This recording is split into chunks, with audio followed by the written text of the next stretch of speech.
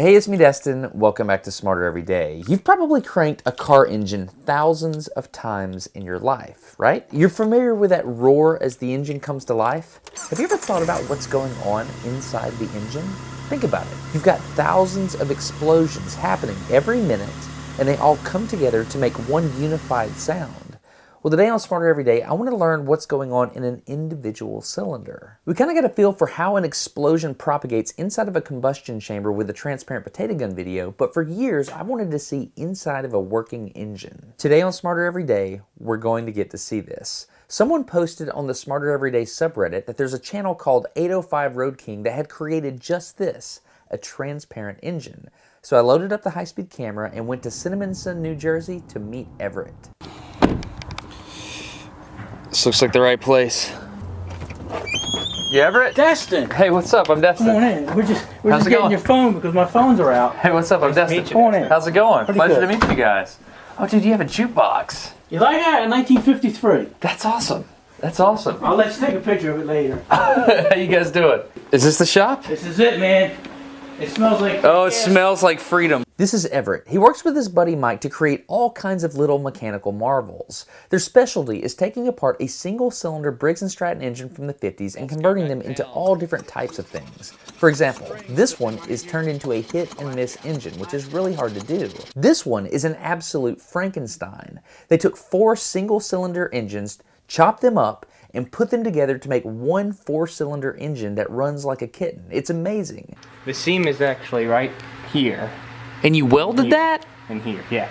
There's a. How did you weld 4 engines together and then have it aligned so a crankshaft could go in there? It took a long time to do. If you don't really appreciate what I'm saying here, just understand these guys are doing very difficult things with very crude tools. They're basically performing mechanical magic, which is why I wanted to see this. This is it, huh? That is it. I love it. On a normal Briggs & Stratton engine, the spark plug is right in the middle on the top of a cylinder and is fired by a magnet that moves past a coil. These guys moved the spark plug so you can see down into the engine and came up with a clever way to fire it with a buzz coil from the 1920s. They're also running the cylinder on propane instead of gasoline because it's cleaner and it makes the engine last longer. Now that we understand that this is basically a normal engine that they're taking the metal head off of and replaced with an acrylic head, it's time to get the high-speed camera set up and see the one thing I've been wanting to see for several years. An explosion inside the engine. I can't tell you how excited I am about this this camera mount you built with its engine hoist. It's like, this is the most acoustically pleasing thing I've seen in a while. I just triggered it.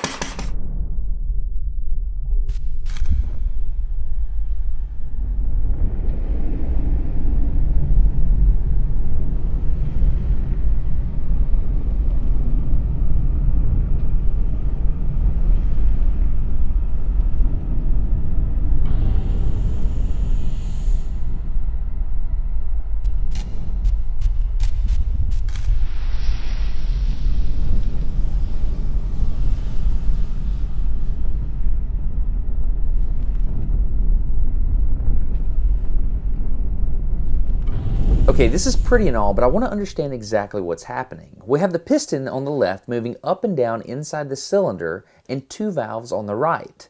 Let's take a look at how a 4-stroke engine works and count off each of the 4 strokes along with me. The first thing that happens is one of the valves on the right opens, allowing a fuel-air mixture to be drawn into the cylinder. This stroke is called the intake. When the piston gets near the bottom of the cylinder, the intake valve closes and then the piston starts to compress the gas. This is called the compression stroke. The third stroke is the pretty one. This is called the power stroke. The explosion happens and increases the pressure inside the cylinder, which applies force to the face of the piston, pushing it down.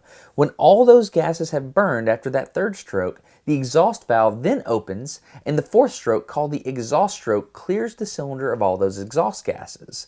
The intake valve then opens back up and the process starts over and over again. Timing is everything in an engine to make sure it works properly. For example, you want to make sure the spark happens just before the piston is at top dead center because you want the pressure to be building up at the same time as that piston is ready to start moving back down.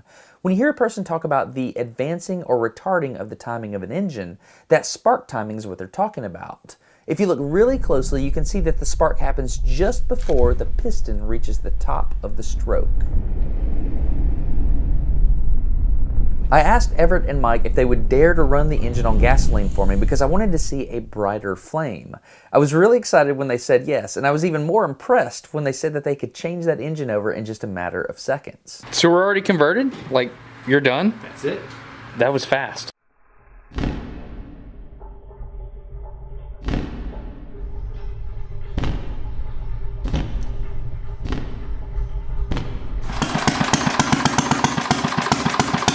Man, that's good right there.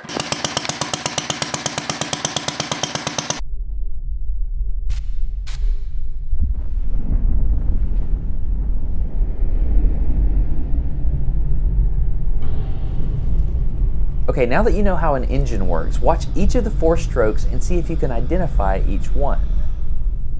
Intake, compression, power, exhaust.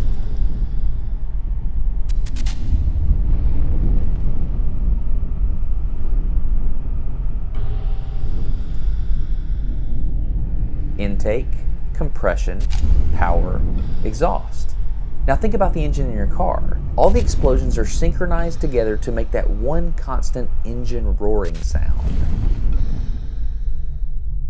I think what I found really refreshing about making this video is you've got Everett, who's retired, and you got Mike and Bill, who later came in the shop and helped us out. These guys are totally different generations, but they're all working together because they absolutely love engines in like a completely unapologetic way. It's beautiful. Anyway, I'll leave links in the video description to all of their YouTube channels, and I would enjoy it if you would consider subscribing. They're small channels. That kind of thing would really help them out. Big thanks to 805 Road King for helping me visualize an engine. So thank you very much, Bill, Everett, Mike. It was a blast. Dirt Bike 5100 and Small Engine Mechanic. Oh, there you go. So these guys all have YouTube channels. I'll leave links in the video description. I hope you enjoyed this episode of Smarter Every Day. It was sponsored by Audible, and the book I'm about to recommend means a great deal to me. You know, Everett and Mike, they have this, relationship, even though their ages are quite different. My dad recommended that I read this book a long time ago, and it was fantastic. It's about a young man trying to figure out his way in the world in 12th century Europe after his dad is taken. We'll just say that. I don't want to give anything away, but it's called The Walking Drum by Louis L'Amour. That is John Curlis, and he does a dang good job reading this book. I enjoyed it. It's a thick book, so I can't really sit down and read this like I used to be able to, but with audiobooks, I can listen to it back and forth on my drive. I've even listened to it while like bush hogging a field. I really enjoyed this book. It's full of fantastic quotes that it's just wisdom. I really enjoy it. So please get this book at audible.com/smarter.